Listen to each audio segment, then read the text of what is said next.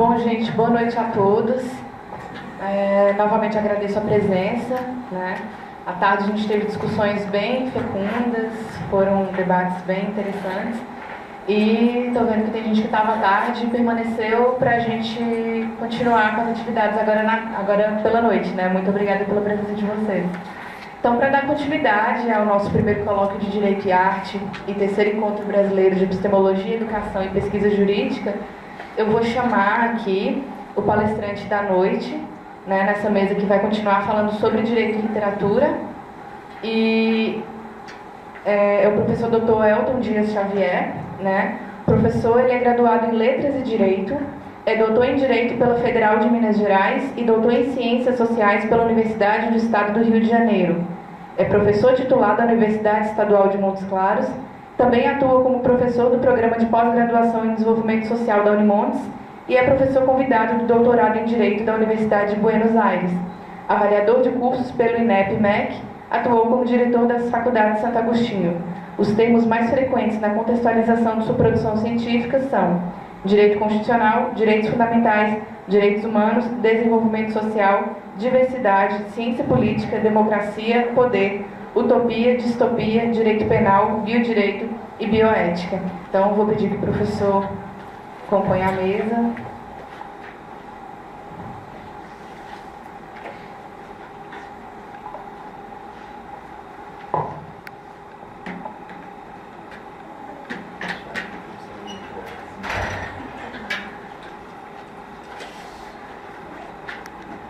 E de imediato já vou passar a palavra para o professor Elton. Seja bem-vindo à UFSC, é um grande prazer recebê-lo aqui, professor. Então, o microfone é seu. Obrigado, Amanda. Boa noite a todas e todos presentes.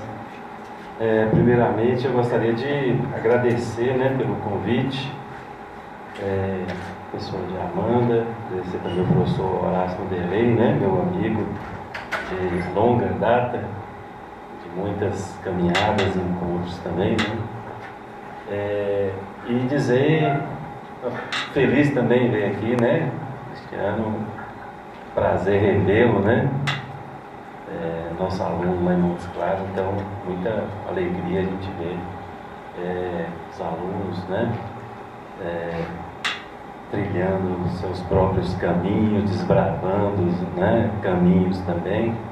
Então, isso realmente nos enche muito de um orgulho, E eu acho que isso valoriza muito a nossa tão desvalorizada caminhada como professores, educadores.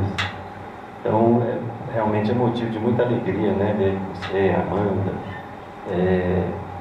alunos, na graduação, abrindo realmente seus espaços, Isso realmente é um preço que realmente nos conforta bastante, Pessoal, aqui, como eu disse para a Amanda, antes a gente bater um papo aqui, eu me propus a falar com vocês sobre um tema que eu tenho pesquisado mais recentemente, inclusive foi tema da minha tese em Ciências Sociais, que é a utopia, ou utopianismo, movimento utópico. E vou tentar falar um pouquinho sobre utopia e, de alguma forma, também relacioná-la à questão da literatura, e também ao direito.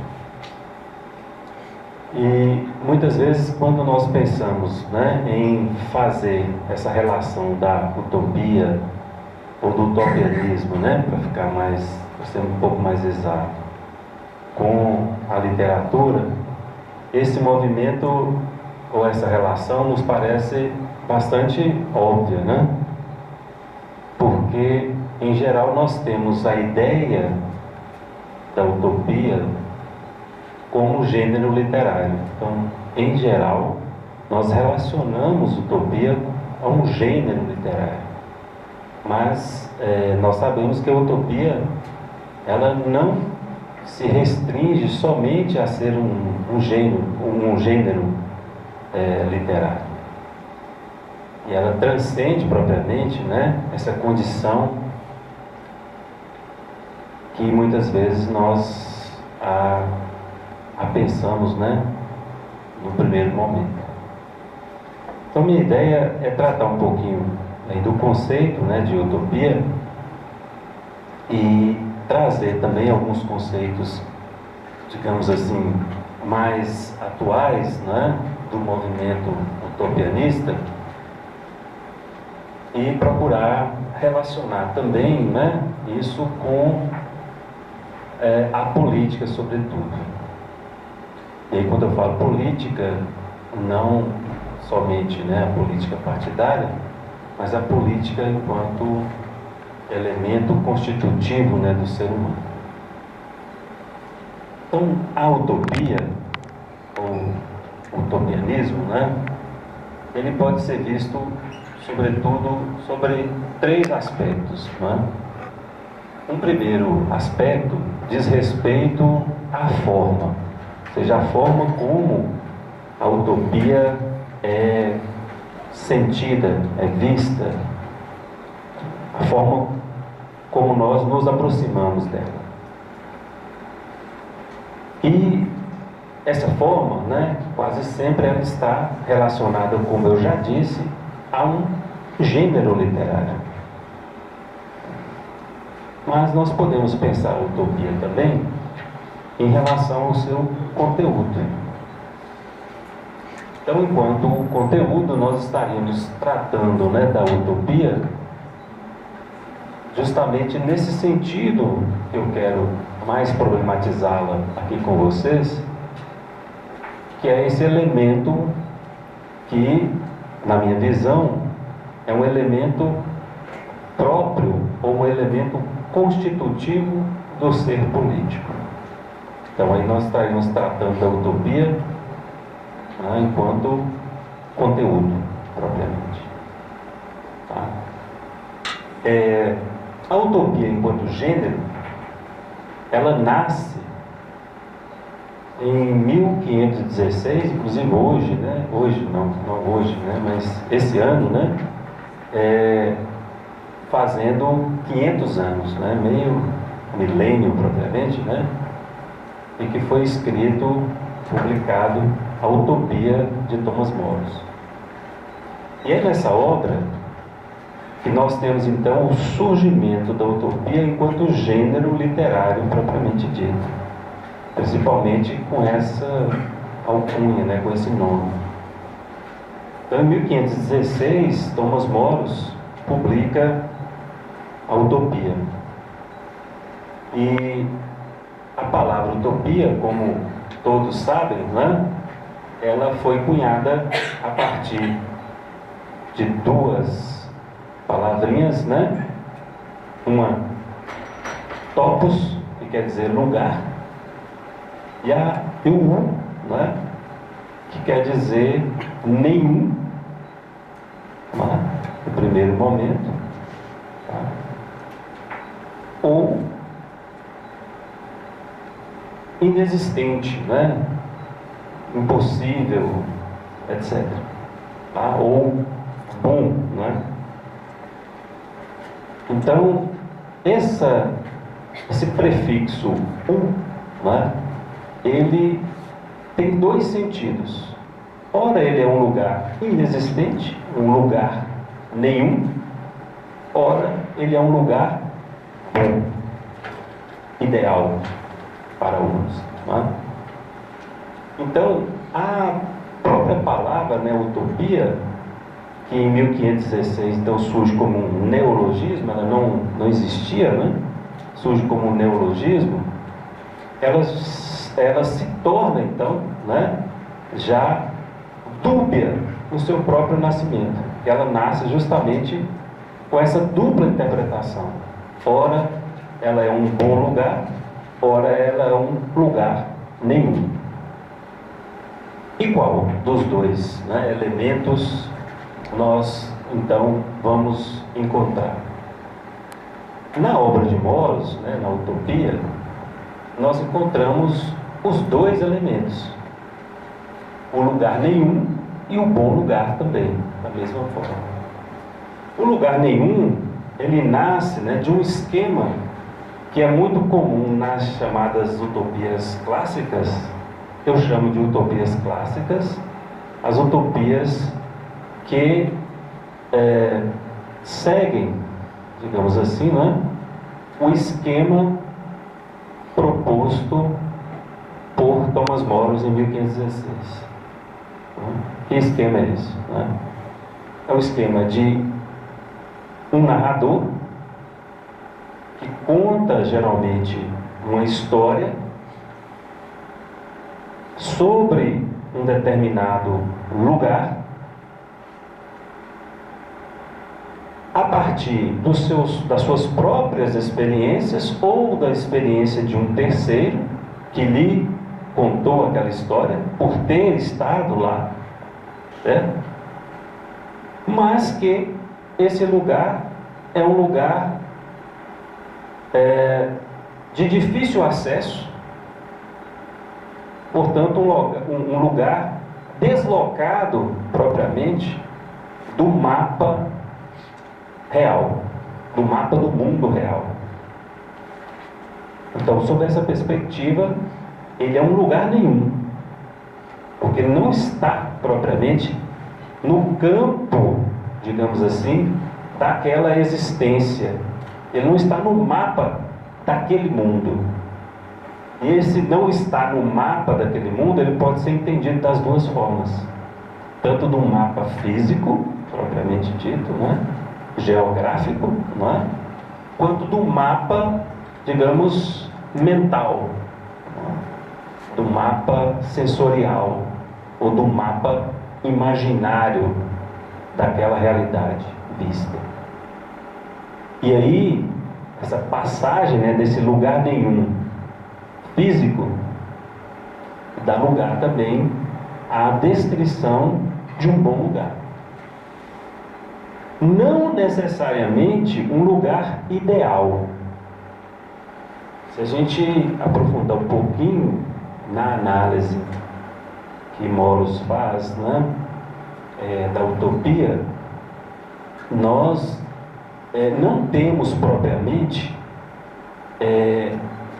em nenhum momento a descrição de um lugar, digamos assim, perfeito, ou de um lugar ideal. Ideal no sentido da perfeição, de algo que está estático e que não pode ser mudado.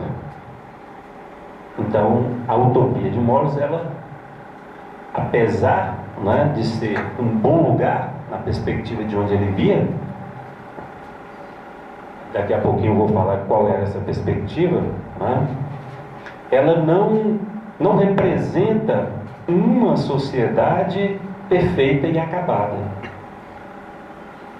Tanto que em utopia, né, havia espaço para o processo, né, de expansão da própria cidade, da própria ilha, né? É uma ilha, como aqui nós temos, né, a ilha de Florianópolis. A utopia era uma ilha, né? E uma ilha planejada de modo também que pudesse haver a sua expansão. Então, o que ele diz? Que quando o número máximo de famílias iam se ampliando e não havia mais espaço para ser, não é, alocado aquelas pessoas, essas pessoas, elas saíam da ilha de utopia para, digamos, colonizar outras ilhas, no mesmo esquema da colonização, da organização da ilha de utopia. Mas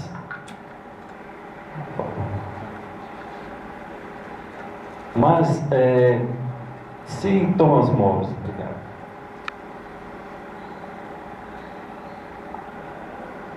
Se Thomas More, né, estava falando desse lugar bom, né, de um bom lugar, ele teria que ter então como referência algum outro lugar para que ele fizesse a comparação crítica. Porque a crítica é um dos elementos essenciais na narrativa utópica. E aí eu estou colocando o utópico aqui no sentido, né, amplo, tá? Que engloba todas as outras, né, manifestações que surgiram, que partiram dela. Como, por exemplo, a distopia, né, eucronia, utopia e assim por diante. Tá? Então, qual era o parâmetro, né, de comparação, então, para o bom lugar ou essa sociedade organizada na ilha de Utopia? Moros, então, está fazendo, né, uma crítica à sociedade inglesa da época, a Inglaterra. Então, quando ele se coloca, né, dizendo sobre a organização econômica, sobre a religião de Utopia, sobre o sistema de produção de Utopia, ele está fazendo uma comparação com a Inglaterra contemporânea, com a sua Inglaterra. E as críticas são tão contundentes e são tão relevantes que desperta inclusive a atenção, por exemplo, de Marx, que cita Thomas Moros no Capital. Quando Marx vai falar sobre o sistema de produção de monocultura no Capital, há uma passagem que Marx fala, né, que o processo de monocultura, né, na Inglaterra acabou empobrecendo toda uma determinada área e destruindo os pequenos produtores, né, que haviam naquela área, principalmente com relação à criação de ovelhas para extração de lã e produção de tecido, né? Aí Marx cita Thomas Moros, justamente nessa crítica, né, uma passagem que tem em Utopia, justamente falando desse sistema produtivo, né, e de como isso era na Inglaterra propriamente, e comparando o sistema produtivo, né, em Utopia. O sistema produtivo em Utopia, como você sabe, é um sistema coletivista, né? Não havia propriamente uma apropriação do excedente de trabalho.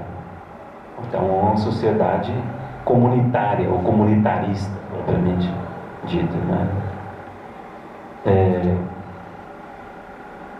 Então, o que Moros pretende propriamente é uma crítica do seu presente, é uma crítica do seu mundo contemporâneo. Então, ao falar de utopia, ele na verdade está falando da sua Inglaterra. Como eu disse, né, de todos esses problemas de alguma forma econômicos, sociais, etc., que em algum momento, né, estavam acontecendo. Então, esse representa, né, um esquema narrativo das utopias clássicas. Esse é o sistema, né, digamos assim, clássico, o arcabouço clássico da narrativa utópica, que vai depois se repetir em várias outras, né, utopias, com esquemas às vezes um pouco diferentes. Na utopia, por exemplo, né, o esquema é de um navegador que, né, por acaso, passava e negociava, não é, em utopia. E aí então encontra certamente essa pessoa, né, e narra então o que ele via em utopia. Então é um narrador, digamos assim, né, que esteve lá. Hoje, quando os antropólogos, né, muitas vezes advogam aquela questão da autoridade antropológica, né? Olha, eu sei porque eu estive lá, não é? Principalmente as primeiras escolas de antropologia, né, tinha muito isso. Olha, os trobriandeses, né? Funciona assim, assim, assim, assado, né? O Kula funciona assim, a dádiva, né? Funciona assim. Por que eu sei? Porque eu estive lá. Então, essa, digamos assim, essa reivindicação da autoridade antropológica, né? Numa certa medida, ela está também já, né? Não logicamente com a metodologia, digamos assim, né? Do antropólogo, né? Mas essa ideia, né? De ser verdadeiro porque eu estive lá. Então, funciona assim, né? E a palavra daquele que esteve no local, então, a sua interpretação é a interpretação propriamente válida. O esquema, digamos, utópico, né, narrativo, então, ele se desenvolve, né, nos séculos posteriores, e a gente tem em diversos momentos, né, diversas manifestações utópicas, e aí eu estou falando de utopia enquanto gênero literário, né, quer dizer, nós temos uma produção literária de obras utópicas, né?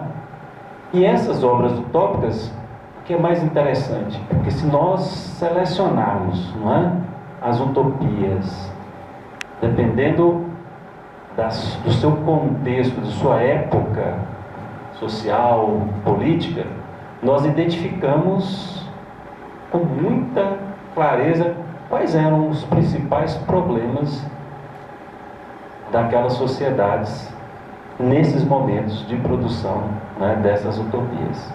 São assim, por exemplo, né, as utopias do século XVII, século XVIII e as do século XIX, as quais eu tenho um pouco mais de intimidade e tenho estudado mais especificamente um autor chamado Edward Bellamy, um autor norte-americano, que escreveu no século XIX, né, uma utopia chamada Looking Backward. Tipo assim, olhando, né, para o passado, né? A utopia, né, escrita no século XIX, ela projeta o autor, né, dentro desse mesmo esquema utópico para 100 anos na sua mesma cidade. Ele morava em Boston, nos Estados Unidos, né? E um belo dia ele almoça, né, e vai tirar um cochilo, né? E aí alguém, né, acorda, e quando ele acorda, ele está na Boston, né, de 100 anos depois.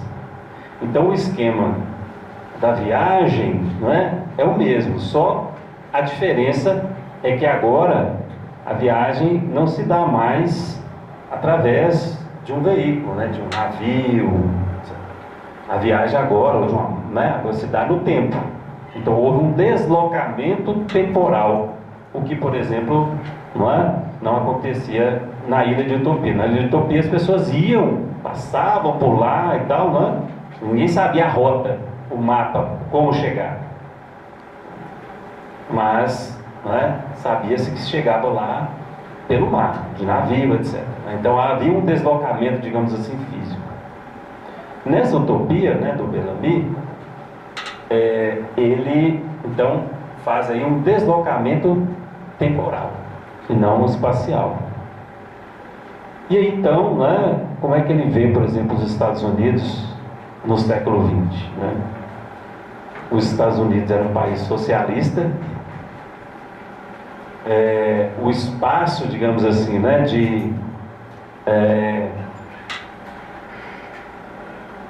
os conflitos sociais, né, haviam se minorado, né? O trabalho, por exemplo, era uma questão extremamente importante, né, para a época. O sistema religioso também, né? Um sistema religioso de tolerância. Tem um negócio que eu achei mais interessante, assim, né? Ele narrando como é que no século XX as pessoas, né, tinham resolvido o problema do estacionamento das charretes, né, dos cavalos e tal, né, isso no pleno século XX. Então ele não conseguiu prever, por exemplo, né, a questão do desenvolvimento tecnológico, etc. Mas eles falaram, né, mas o problema do trânsito, de carruagens, etc., né, de estacionamento, já havia sido resolvido, né? Então, o esquema ele se mantém, né? O esquema da narrativa utópica acaba sendo mantido, com alguma outra diferença, né, como essa que eu narrei, né? Então, até, né, digamos assim, primeira metade do século XX, nós temos, digamos assim, uma profusão, né, dessas utopias. E talvez as mais relevantes, né, para a gente estudar a passagem do século XIX para o século XX, seriam as utopias que eu denomino de utopia racionalista. Qual que é o esquema dessa utopia racionalista?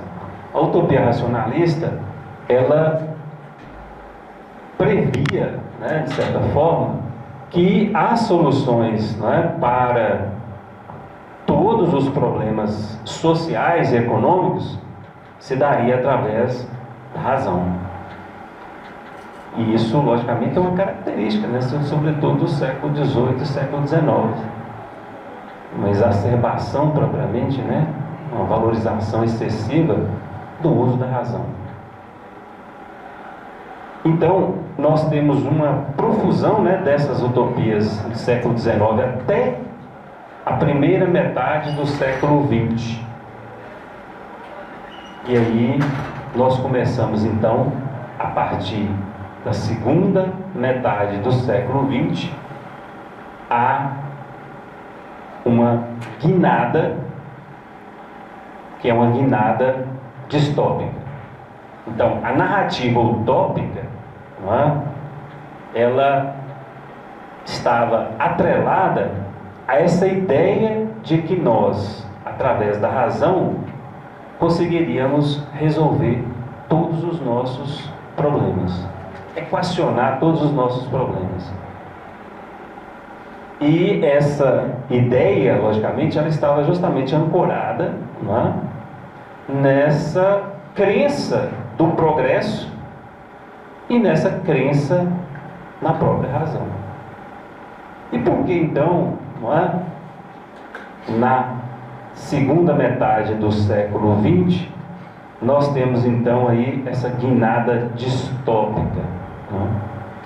Porque, né, meu diagnóstico é que nessa passagem da primeira para a segunda metade do século XX, a razão e a ideia de progresso, de desenvolvimento, né, ela entrou em crise. Então nós deixamos propriamente de acreditar que através da razão pura nós iríamos solucionar os nossos problemas. Então a ideia de que sentando numa mesa, né, e discutindo, não é, objetivamente, cientificamente as coisas, nós poderíamos resolver nossos problemas políticos, econômicos, etc., não é? Ela passa a ser, sobretudo na segunda metade do século XX, uma ideia até ingênua. Não é?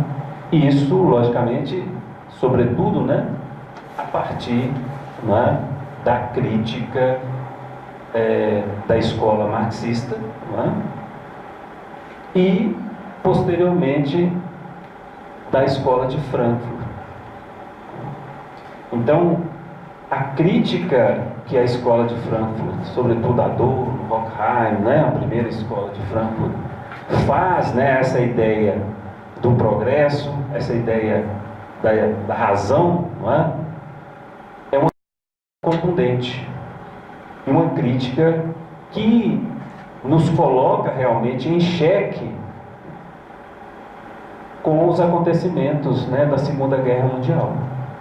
E a gente pode fazer, de certa forma, uma analogia, né, daqueles momentos do século XX com algumas experiências que nós temos tido atualmente. De que maneira, né? A ideia, né, de progresso e a ideia da razão, ela se desenvolve, sobretudo, né, no curso da modernidade, na Europa. No centro da Europa, né? França, Alemanha, Inglaterra, né? Assim, no centro, digamos assim, intelectual da Europa. E, sobretudo, na Alemanha, né? Que era o local, digamos assim, privilegiado, né, do pensamento.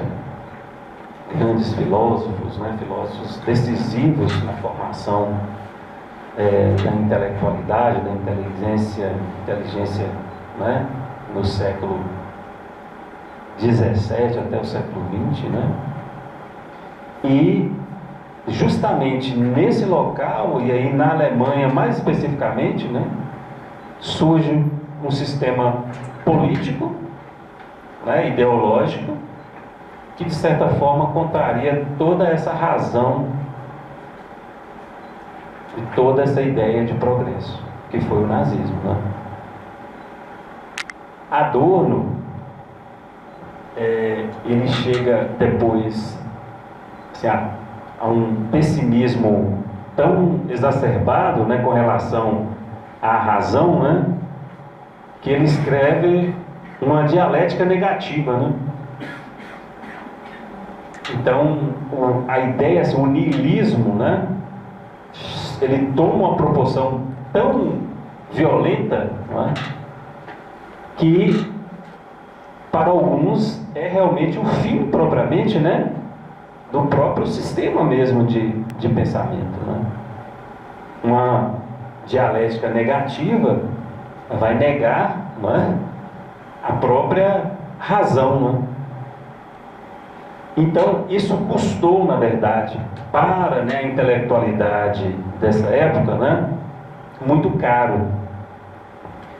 E aí, logicamente, essa reflexão feita, né, sobretudo, claro, por outros grupos, mas sobretudo por essa escola de Frankfurt, né, vai dar origem a uma crítica a respeito, justamente, do que foi feito, né, com o projeto da modernidade. Porque a razão e a ideia de progresso são elementos chaves no projeto da modernidade.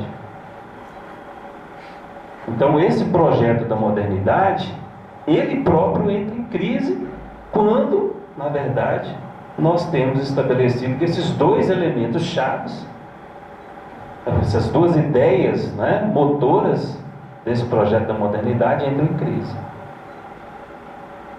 Então é por isso que na segunda metade do século XX começa então a aparecer uma série de movimentos questionando a própria modernidade.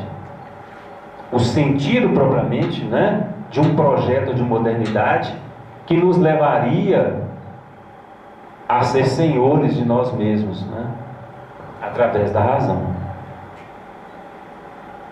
E alguns desses movimentos, não é, já apontam, inclusive, para o fim dessa modernidade, estabelecendo-se, então, não é por quê? Porque é um fim, logicamente, de um discurso, né, linear da modernidade, das grandes histórias da modernidade, e aí, então, né, um esfacelamento, propriamente, desse discurso. E aí que nasce, por exemplo, né, a postulação de uma pós-modernidade. Mas o que nós poderíamos, né, assim, como eu disse, a gente pode fazer alguma conexão, né, desse tempo aí com alguns elementos que nós estamos vivendo.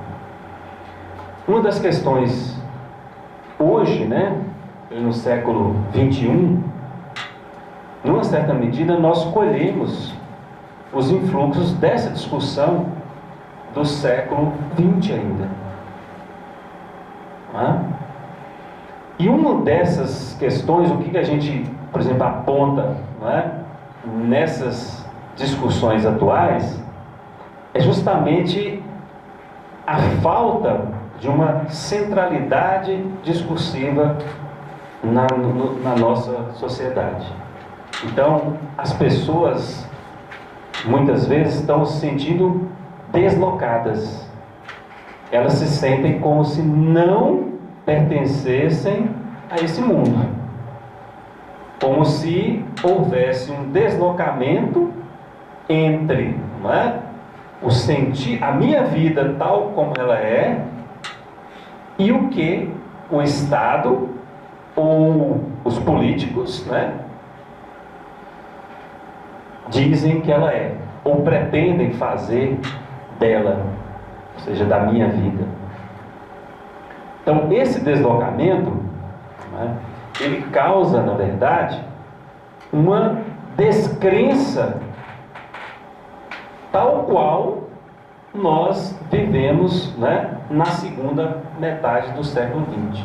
E aqui eu estou postulando, né, uma repetição histórica de fatos. Estou fazendo, logicamente, uma analogia, né, e que esses fatos, né, gerados no século XX acabam por refletir, né, e estabelecer novos parâmetros, né, para então nós refletirmos sobre eles.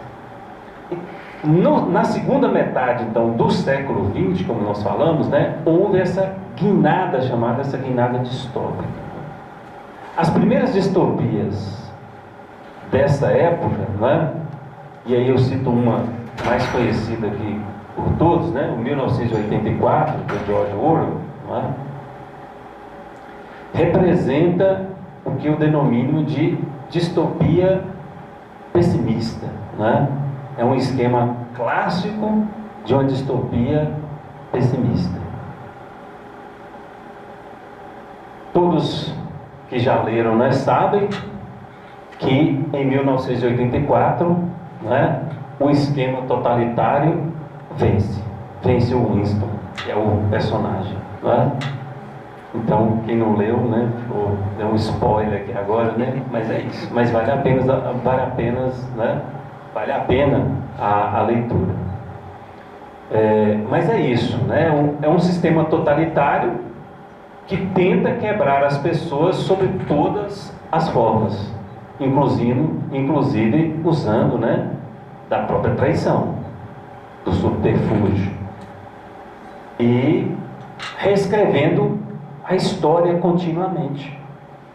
A história em 1984, na verdade, é uma não história, porque é uma história só do presente, ela não tem passado. Então é uma história que se reescreve todos os dias. Há um ministério, né, que é o Ministério da Verdade, né, que na verdade é o Ministério da Mentira, né, mas é chamado Ministério da Verdade. E esse Ministério da Verdade, ele cuida justamente de, não é, reescrever os fatos que não se encaixam propriamente na ideia, né, do partido, o INGSOC, né, que é o partido único totalitário, né, lá no 1984. Então é uma distopia negativa, é uma distopia pessimista, porque não tem saída.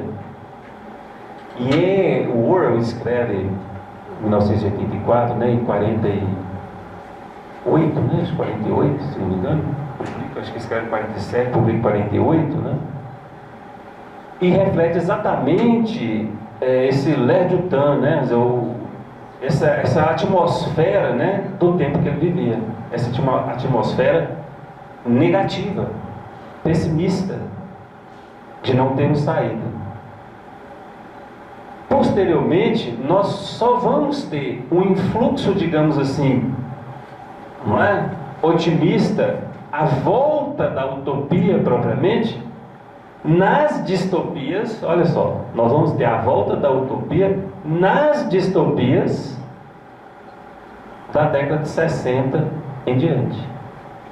Então, a década de 60, 70, nós temos então um conjunto de obras distópicas que trazem elementos narrativos da distopia, mas que abrigam lá no seu núcleo a utopia. E como que é esse esquema, né, dessa chamada distopia crítica?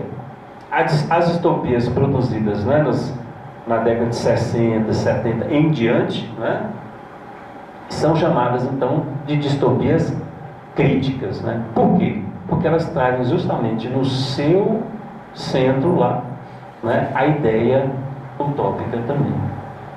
E o esquema narrativo, né, é de um lugar também, um determinado lugar, geralmente no futuro, né, ou então um lugar no presente, mas não nominado propriamente, né, não localizado, também não está no mapa, okay?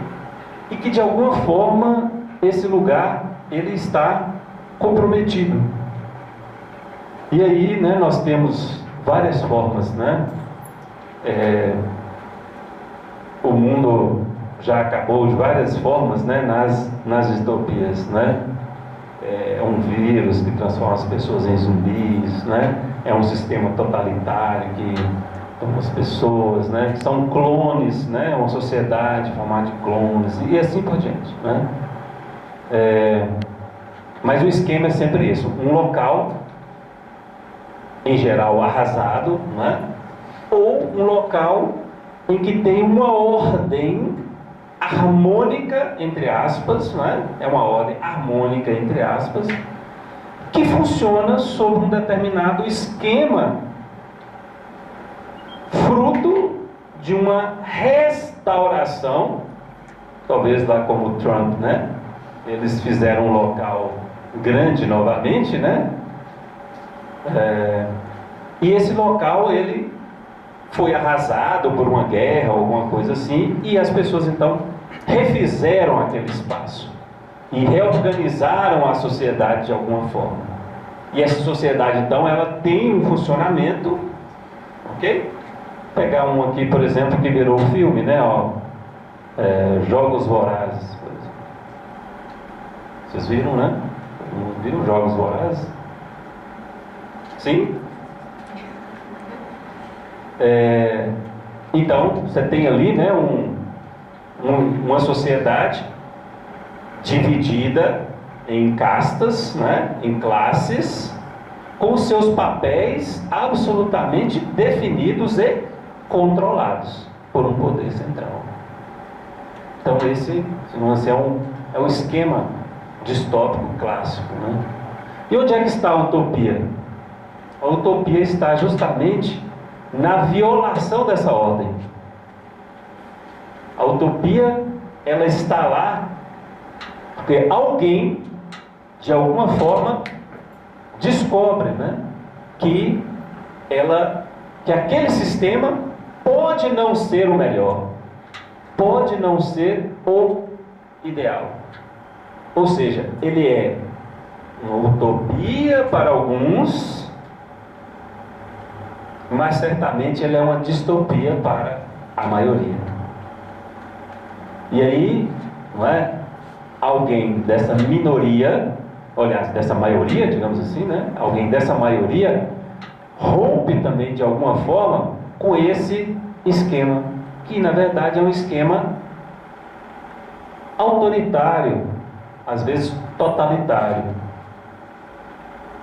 Não é? Uma das características dessas narrativas, né, sejam narrativas utópicas, sejam narrativas distópicas, é o caráter, digamos assim, autoritário dos arranjos sociais que são feitos.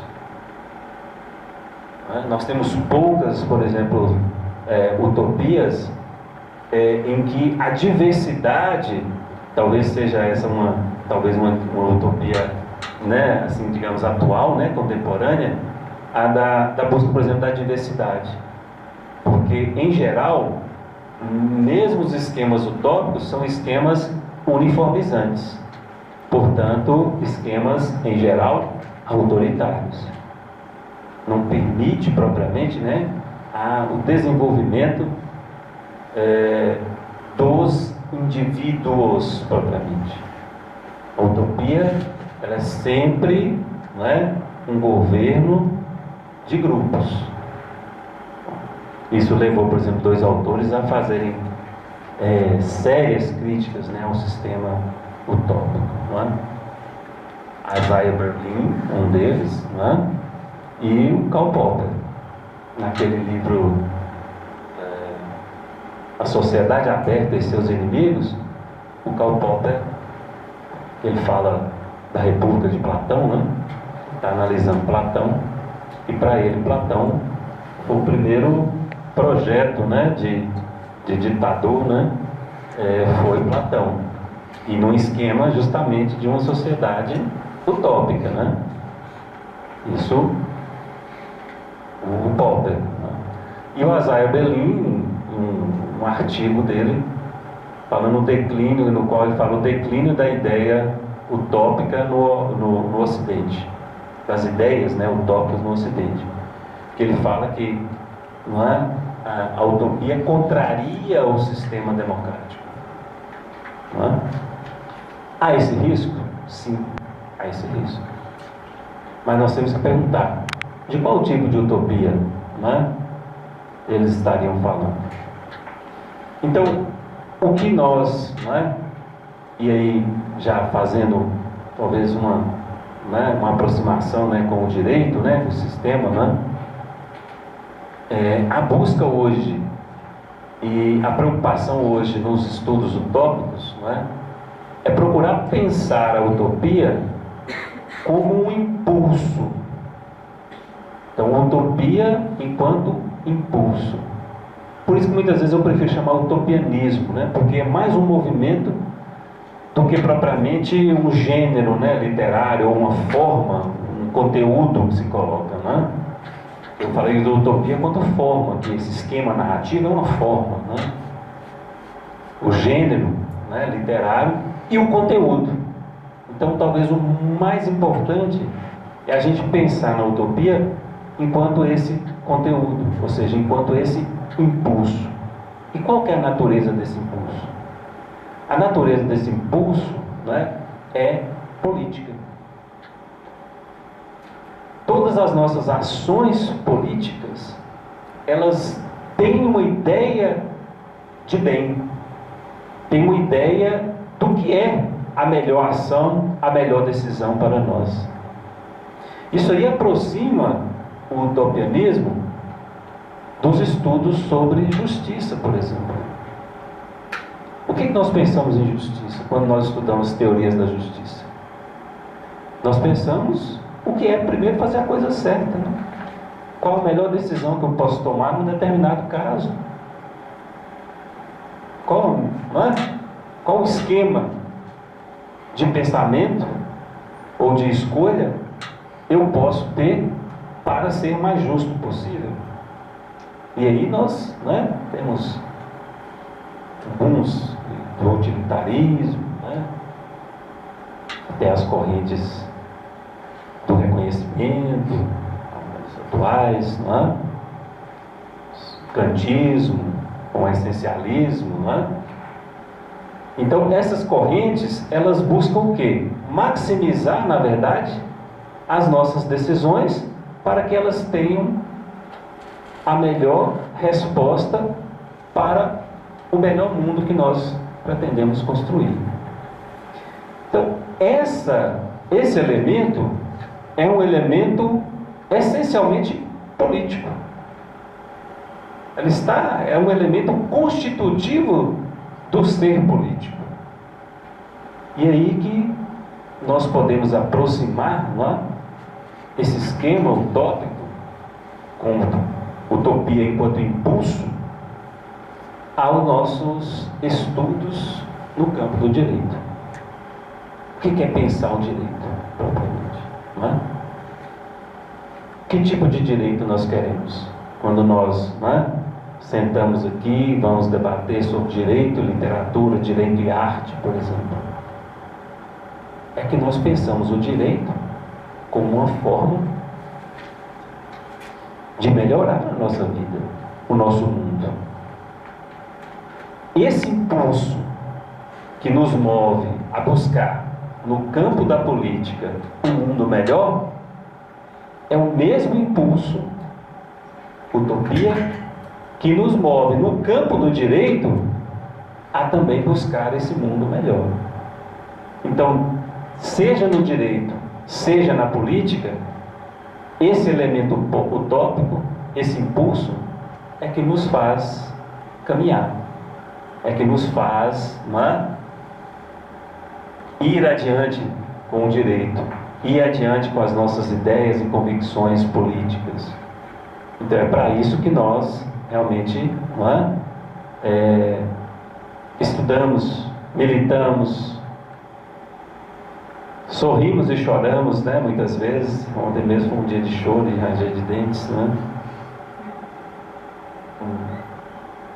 Mesmo com a distância, né, a gente sabe que muitas pessoas vão ser afetadas nos Estados Unidos, né, com a eleição do Trump.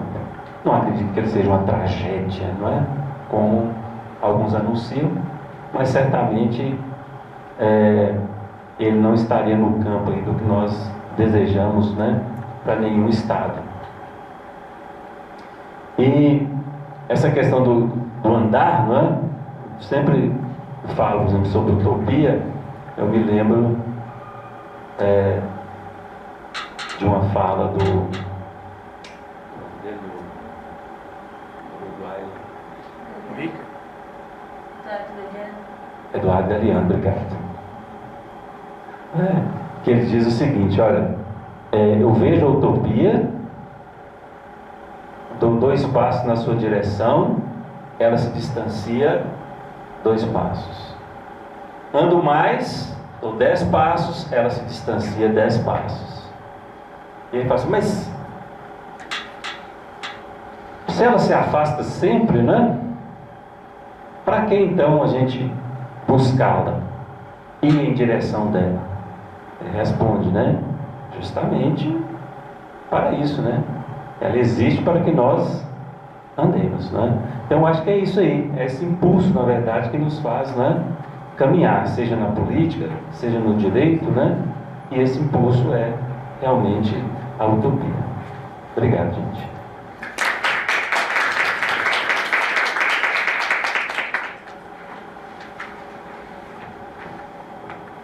Agradeço a fala e a presença do professor Elton novamente. Realmente foram questões bem interessantes para a gente pensar, algumas questões bem atuais, né? E agora eu vou abrir o espaço para perguntas. Então, alguém tem alguma pergunta, algum colocamento, alguma sugestão, comentário para fazer? Pode falar. Oi, boa noite. Tudo bem? Eu sou mestrando aqui na casa, a gente está da informação, e eu tenho uma dúvida. O senhor falou que o papel da utopia, a função da utopia, seria procurar pensar, quer dizer, a utopia procura pensar, desculpa, a gente tem que procurar pensar a utopia como um impulso, certo? Sim. E qual seria então o papel da distopia? Na minha visão, assim, ela poderia servir para você evitar alguma coisa, evitar o futuro. No caso de 1984, na minha opinião, o livro ele serviu mais para que evitasse alguma coisa, entendeu? Evitar aquele futuro de acontecer. Eu acho que muita gente leu aquilo e olhou assim, poxa, isso aqui é bizarro, isso aqui é terrível, é cruel, eu vou na minha vida fazer o possível para evitar esse tipo de coisa. Então, a minha dúvida é essa, qual que seria o papel da distopia? E eu tenho um livro para recomendar. Ah, ótimo. Pô, estamos falando de livros, né? Eu não sei se você conhece o China Miéville, é um escritor britânico. Ele trata muito essa coisa do direito marxismo, que trabalha com essa área de teoria crítica. Então, é um livro chamado A Cidade é a Cidade. É bem interessante, eu estou começando a ler, na verdade, só que eu estou digerindo lentamente, porque eu gosto de demorar um pouquinho para ler. Mas ele trata de 2 cidades que elas ocupam o mesmo espaço físico, espaço geográfico, só que elas não se comunicam. São cidades segregadas uma da outra, e os habitantes deles aprenderam a desver os outros. Eles ignoram, e é bem interessante. Enfim, Legal. Eu vou pegar com você aí a indicação, adorei já. Bem, o papel da distopia, né? A distopia, na verdade, ela não é propriamente, assim, o oposto da utopia, né? Como nós vimos, ela tem uma função E a sua função, ela se assemelha muito à função da utopia. Mudando o quê? O esquema narrativo. E por que dessa mudança, digamos assim, desse esquema narrativo? Porque está relacionado justamente àquela questão que eu falei para vocês, não é? Da crise propriamente da razão, né? E da ideia de progresso. Então, assim, escrever uma utopia hoje soaria, de certa forma, ingênua, não é? Porque a gente fala assim, nossa, esse mundo está tão ruim, tem tanta coisa ruim, não é? Tanta desgraça que a gente vê, tantos horrores. Como é que esse cara está pensando, né? Que daqui 50 anos isso aqui tudo vai estar resolvido? Então, não é? Então soaria ingênuo, na verdade, uma utopia hoje, apesar de ter ainda, né? Então o esquema narrativo foi invertido, certo? Nós invertemos o esquema narrativo. Então o esquema narrativo, ele agora antecipa o problema e maximiza o problema. Então quando você vê, por exemplo, o Orwell, né, escrevendo em 1984, ele está, de certa forma, fazendo uma crítica, né, aos sistemas totalitários. Não à União Soviética especificamente, né? Mas assim, a maior preocupação do Orwell era no autoritarismo crescente nas democracias. Tanto que 1984 se passa na Inglaterra, não é? Então a preocupação dele não foi criticar somente o stalinismo, né? Mas toda forma de totalitarismo, certo? Então esse esquema é um esquema, digamos assim, né, invertido propriamente da utopia. O problema de 1984 é que ele é pessimista. Talvez seja uma característica assim, um pouco dos ingleses mesmo, né? Os ingleses são mais diretos, são mais crus, né? A literatura inglesa é um pouco isso, né? Você pega alguns autores ingleses, mesmo os filósofos e tudo, são aquelas linguagens diretas, mais... Então, ele é um pessimista, na verdade. É uma distopia realmente que não tem muita saída, não é? Os trabalhos posteriores, as distopias posteriores, aí sim elas trazem, como eu disse para vocês, em quase todas, né, o esquema da utopia, não é? No invólucro da distopia você tem a utopia. Então você tem o sistema narrativo de antecipar um futuro caótico para dizer às pessoas, olha, onde nós vamos chegar se nós continuarmos a agir dessa maneira que nós estamos. Se a gente continuar poluindo, olha como vai ser. Se a gente continuar fazendo pesquisas aqui dessa forma, ser humano, olha o que nós vamos criar, não é? Então esse esquema, tá? Então, na verdade, a serventia, como você colocou, e para que serve, né? O esquema é basicamente o mesmo, tá? Assim, ó, refletir sobre determinado problema, ok? Criticamente. Então essa é a função propriamente, né, narrativa das distopias. Alguém tem uma questão? Eu só vou aproveitar para poder guinar e não perder a fala. Quando o colega fala da questão da distopia, né? Eu não tenho certeza se a distopia ela serve para nos alertar. Por que eu falo isso? Algumas semanas atrás, a Netflix já disponibilizou a nova temporada do Black Mirror. Não sei se vocês conhecem, né? E para mim, Black Mirror é uma das melhores distopias da atualidade. E ela está descrevendo a nossa sociedade, o uso que a gente faz da tecnologia, especificamente das redes sociais. E eu não vejo ninguém muito preocupado em parar de usar as redes sociais por causa da distopia, entende? Então eu não sei se a distopia teria esse papel de alerta, talvez de crítica e... Alerta nesse sentido, né? De crítica, né? Igual o médico também que passa o medicamento pra gente, olha, você tem que comer menos gordura e tal, né? Isso não quer dizer que a pessoa não faça, né? Mas é uma reflexão crítica, né? É verdade. E é inglês também, né? E é inglês também, o mesmo mundo. Eu falo isso especificamente porque eu estava num evento há alguns dias atrás e o professor ele falou da questão de como a nossa sociedade trata o doente. E ele analisou questões, propagandas da Organização Mundial de Saúde que retratavam o aidético.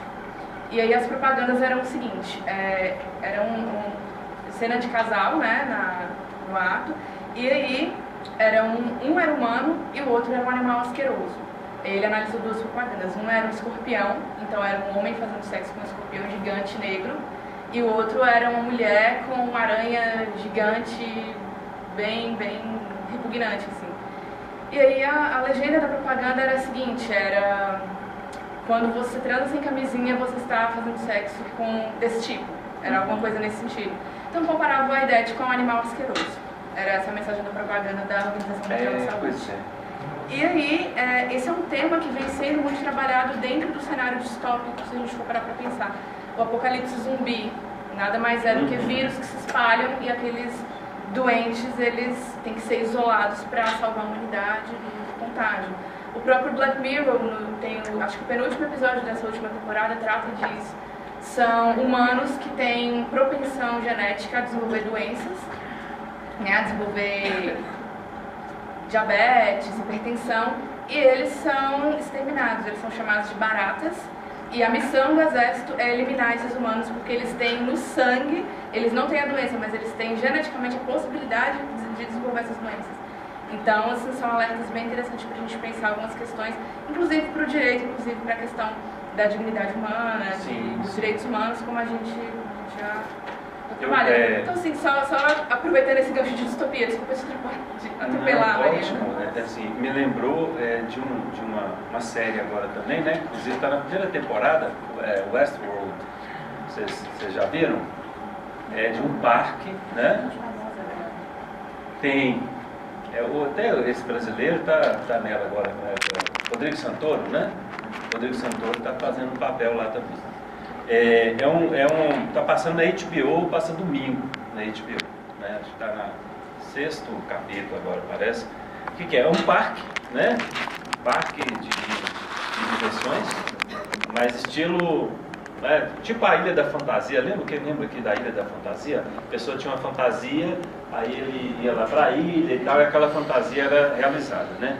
Só que nesse Westworld é o seguinte, a pessoa vai para o oeste antigo, não é? O oeste antigo. E aí ele realiza lá os desejos dele e tal. Por exemplo, mata as pessoas, ele é um bandido, ele é um xerife e tal, e vai, né? Persegue as pessoas e tal. Velho Oeste, né? Só que esse parque, né, chamado Westworld, tem uns robôs, né? Que são, entendeu? Entre as pessoas, né? Autômatos, etc, que são programados, entendeu? Para agir como pessoas. E eles sangram como as pessoas e tal, entendeu? Né? Só que aí o que acontece, né? Eles começam então a se rebelar, entendeu? Eles começam a criar vida, vontade própria nesse parque, entendeu? Então eu não vou contar mais para, né? E assim, essa série, apesar de ser uma série nova, ela é baseada numa distopia da década de 60. Tem um filme, acho que da década de 60, e tem não sei se é 50 ou 60. E tem um filme da década de 70 também, do mesmo nome, Westworld. Esse filme, assim, para os padrões de hoje, assim, mais grosseiro e tal, né? Mas é muito interessante também o filme, né? E é esse mesmo esquema, realmente, assim, de um mundo programado para ser, né, perfeito, que de repente tem um clique ali e as coisas não dão tão certo quanto pensadas, né? Então fica a dica também dessa série, né, que eu acho bem interessante. Só complementando a fala da Amanda, você falando da Black Mirror, me lembrei agora, as pessoas não entendem a crítica, né? Porque agora tem um aplicativo para fazer a somagem de quanto você teria no episódio de Black Mirror. Tá, vocês não entenderam a lógica. Complicado. Mas o que eu fiquei pensando, não sei se o professor chega a estudar isso, mas teve alguma interferência desse movimento da pós-modernidade na questão de utopia? que é tão desvinculante de tudo, né? E a modernidade tem uma crítica tão concreta, razão e progresso, e o pós-modernismo chegou a gerar alguma interferência séria na questão de utopia? Assim, as relações que eu encontrei, digamos assim, né? Porque o pós-modernismo não foi meu foco não é meu foco assim de estudo, entendeu? Eu estudo mais a modernidade. Então, né, eu estudo paralelamente, digamos assim, a pós-modernidade. Eu acho que a principal característica, né, é a fragmentação dos discursos. Porque nas obras, digamos assim, né, nas obras distópicas, a multiplicidade propriamente de saídas, digamos assim, entendeu? Ou a multiplicidade da problemática, né, é enorme, entendeu? É por isso que a gente fala, o mundo já acabou, entendeu? Por poluição, por vírus, por terremoto, e uma série de... Né? Isso reflete, de certa forma, não é? O que os pós-modernos reivindicam, né? Justamente dessa fragmentação, né? Não só do discurso, entendeu? Da reivindicação, etc., né? Como a própria afirmação, né? Da quebra da narrativa linear, né? Digamos assim, da modernidade. Ou a falta propriamente de sentido e a falta de de respostas, né? Da que a modernidade teria em relação a esses problemas novos. Então, assim, a relação que eu vejo é justamente isso, essa multiplicidade propriamente, né, de reivindicações e de discursos que, na verdade, se competem, né, uns com os outros. O que é mais importante? Então, então eu vou cuidar agora, né, a Amanda falou aqui das comunicações. Então, isso? Então eu vou resolver o problema, certo? Mas não é só isso, entendeu? Porque além da questão das comunicações, aí a gente tem a poluição, a gente tem, né, experiências com seres humanos e tal. Então, a multiplicidade, digamos assim, de problemas, cada um desses problemas, né, representaria por si só uma ameaça, digamos assim, né, ao nosso futuro. Então, essa fragmentação realmente é observável, né, nessa perspectiva. Mais alguma colocação? Professor, então, assim, retribuindo as palavras, é muito feliz, né, tê-lo aqui conosco e, coincidentemente, a última oportunidade que eu tive com o senhor foi, como aluno e professor, foi numa aula também de Direito e Literatura, na Santo Agostinho, agora na palestra de Direito e Arte. Professor, são duas colocações e era mesmo assim, são duas questões que eu tenho comigo e que eu não tenho bem resolvidas. A primeira é a questão da crítica fulminante à modernidade que o Horkheimer e o Adorno fazem na Dialética do Esclarecimento e se desdobra em outros livros, tanto na Dialética Negativa, quanto antes, aliás, na Teoria Clássica e Teoria Crítica. O Habermas dá uma resposta aos dois naquele... um conjunto de ensaios que ele coloca... Discurso filosófico da modernidade. Exatamente. A crítica, então, o senhor já conhece, que o Habermas faz. Sim. Quando o Adorno e o Horkheimer fazem uma crítica à modernidade, eles fazem uma crítica à própria crítica. Porque eles estão compartilhando aquele paradigma. Então, assim, se a modernidade peca, né, pelo fato de fazer com que a razão ela seja totalmente instrumental, a própria razão da crítica ela é própria instrumental também. Então, ela acaba sucumbindo pela própria arma, como se fosse um suicídio. Agora, ele coloca um outro problema, que é o fato de... esse que eu acho o principal. O primeiro é uma aporia, não tem como a gente superar. O segundo é o seguinte, é que a crítica ela não faz jus aos avanços que a modernidade, que o pensamento racional proporcionou para a humanidade em termos culturais, em termos de bem-estar. Porque quando a gente pensa em racionalidade, para fazer uma crítica a ela, a gente tem que pensar no oposto à racionalidade. O que é o oposto da razão? Então, assim, eu posso fazer uma crítica à racionalidade? Posso. Mas o que é, então, o contrário da racionalidade? Então, quando eles pensaram, enfim, Kant falava, enfim, o homem poderá seguir com os próprios meios, ele conseguirá se guiar pela própria razão. ele tinha em vista o fato de não ser guiado por autoridades e nem por obscurantismo. Então, assim, a ideia de você, por experiências, por conhecimentos testáveis, por conhecimentos transmitíveis, você conseguir compreender o mundo de uma forma mais adequada. Tá, mas o ponto que eu quero colocar é só o seguinte: se nós pegarmos os dados em relação à mortalidade, à criminalidade, do período anterior ao iluminismo e o período que sucedeu o iluminismo, claro que nós tivemos altos e baixos, mas a média, acho que a gente tem uma média muito mais positiva. Sim. Então, assim, eu não sei como que eu conseguiria sintetizar a questão. Seria mais ou menos assim: será que essa crítica fulminante ela não seria uma crítica exagerada? Porque, assim, claro, nós não estamos no melhor dos mundos, mas nós estamos melhor do que estávamos antes. Primeiro, assim, a questão da razão, né? Você já falou, né? Corretíssimo. A razão que critica a razão é razão. Sim. Né? Então a gente entra numa aporia. Sim. Isso me leva realmente assim a duvidar muito também, né?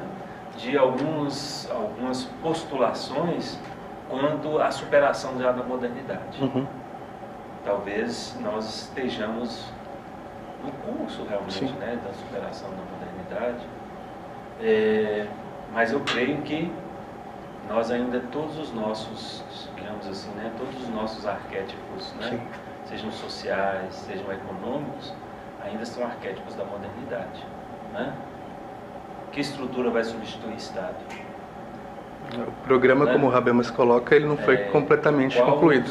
Qual o sistema, né, de produção vai substituir o capitalismo? Só para dar duas, digamos assim, né, duas formas, né? Que sistema substituiria a democracia? E aí, gente, eu não estou aqui, né, ao falar isso, defendendo nenhum Estado propriamente, né, o Estado nacional, nem o capitalismo. Eu estou dizendo que nós ainda não temos, entendeu, substitutos para eles, né? Ou se temos, né, as ações ainda não materiais, as condições materiais ainda não se realizaram, né? Não, é impossível realizar dessa forma. E a segunda... Então, eu acho que aí realmente, né, então falar, por exemplo, numa superação, né, da modernidade, com todos esses arquétipos modernos, né, realmente é muito difícil. Então, eu tenho realmente muita dificuldade com isso. Isso não impede propriamente que outras formas, né, de ver e de criticar, elas atuem, né, surjam. Né? Quando a gente fala, por exemplo, numa crítica, né, à razão propriamente dita, né, eu creio, por exemplo, que essa visão pessimista da escola de Frankfurt, né, da primeira geração de Frankfurt, sobretudo, né, realmente foi muito contundente, né? Mas eu acho que é extremamente também importante, né? Extremamente importante, porque era realmente um caminho muito difícil realmente pelo qual nós caminhávamos em termos propriamente de reflexão, né? Tanto filosófica quanto social.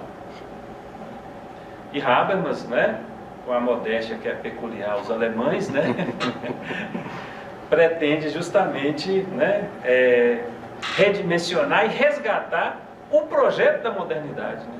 O que é realmente assim uma tarefa, né, hercúlea, né? Eu acredito que, é claro, ninguém mais do que ele estaria apto a isso, né? Se conseguiu, realmente a gente não sabe propriamente, né? Mas o empreendimento dele é realmente, né, elogiável. E creio assim que, né, as correntes de pensamento, né, a própria escola de Frankfurt, né, com Honeth, por exemplo, e tal, né, hoje nós temos, de certa forma, né, capacidade para fazer essa reflexão, né, sem, no entanto, cairmos realmente no niilismo. Né? Porque acho que o risco, somente dessa crítica que foi feita, né, a essa época, eu acho que talvez pela tragédia que foi a Segunda Guerra Mundial, foi muito contundente e profunda. Então, não que algumas coisas que nós vivamos hoje não sejam também tão importantes, talvez, quanto, né? Mas foram ações, assim, talvez sem paralelo, né? Sim. Na Idade Moderna, realmente sem paralelo. Né? Sobretudo pelas condições, digamos, intelectuais que tínhamos. Porque, como você coloca, né, os dados, por exemplo, de épocas, né, que não se tinha essa, digamos, essa educação, né, se justifica, né? Mas para a época realmente foi algo que chocou, né? Mas, como falei para o Ramiro, nós continuamos, numa certa medida, a fazer coisas muito parecidas, né? Se nós olharmos, por exemplo, o conflito da Síria, né? Sabe? Coloca a razão ali. Mas não existe, entendeu? Não existe propriamente, né? Porque em sã consciência não é possível você destruir propriamente, né, um país a pretexto de salvá-lo de alguma coisa, né? Como é que você destrói alguma coisa para salvá-lo? Realmente é um discurso contraditório. Isso aí eu acho que aí foge propriamente, né, a uma decisão que se baseia simplesmente na razão propriamente, ou não, na razão no sentido, digamos, né, construtiva. Uma razão construtiva propriamente, né? Porque é claro que as ações ali, elas estão baseadas num determinado tipo de raciocínio, de razão propriamente, né? Mas chamamos, digamos assim, ao bom senso, né, digamos, né, ao bom senso, elas seriam realmente inexplicáveis. Pelo que eu estou falando da Síria propriamente, né? Seriam inexplicáveis. Mas é isso. Mais alguém quer fazer alguma colocação, um comentário? Então, pessoal, vou agradecer mais uma vez a presença de todos aqui. Espero vocês amanhã, então, a partir das 8h30 nesse mesmo auditório. E amanhã o tema vai ser Direito de Cinema. Vamos ter presentes aqui o professor Rafael Hagemeyer, que é um grande nome dos estudos de História e Cinema, coordenador do PPGH da UDESC. Vamos ter a professora Ana Veiga, que é pós-doutoranda aqui no doutorado interdisciplinar em Ciências Humanas, é que o nome é grande, eu me confundo. E ela vai falar um pouco sobre a questão da censura moral na ditadura, a partir do viés de gênero. Né? E vamos ter a professora Leilane Gruba, do IMED, falando sobre o uso do cinema no ensino de direitos humanos, a questão da empatia e da sensibilidade. Então vai ser uma manhã bem interessante também. Quem puder, por favor, compareça. Acho que nós vamos poder levar muitas das discussões do dia de hoje para o dia de amanhã também, né? Apesar da linguagem artística ela mudar, a essência ela continua. Então é isso, boa noite a todos e nos vemos amanhã então. Obrigado, gente.